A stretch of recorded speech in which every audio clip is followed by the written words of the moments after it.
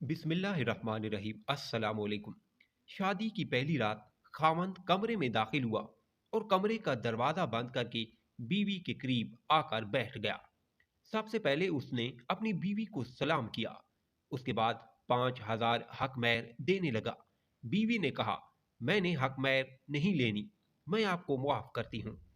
खामन ने दूसरी बार हक महर देने की कोशिश की। बीवी ने यही जवाब दिया। फिर खामन ने तीसरी बार हक महर देने की कोशिश की। बीवी ने फिर वही जवाब दिया।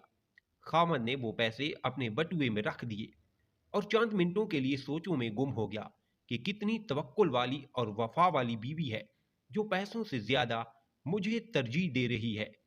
उसके बाद खामन ने मुंह दिखाई के लिए बीवी को 5,000 दिए। बीवी ने मुंह ना दिखाया। फिर खामन ने 10,000 दिए। बीवी ने मुंह ना दिखाया। फिर खामन ने 15,000 दिए। बीवी ने मुंह नहीं दिखाया। फिर खामन ने 20,000 दिए। बीवी ने मुंह नहीं दिखाया।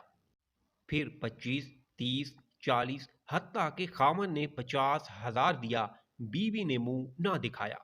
खामन ने तंग आकर पूरा बटुआ बीवी के हवाले कर दिया जिसके अंदर 1,00,000 रुपए थे। फिर भी बीवी ने मुंह नहीं दिखाया।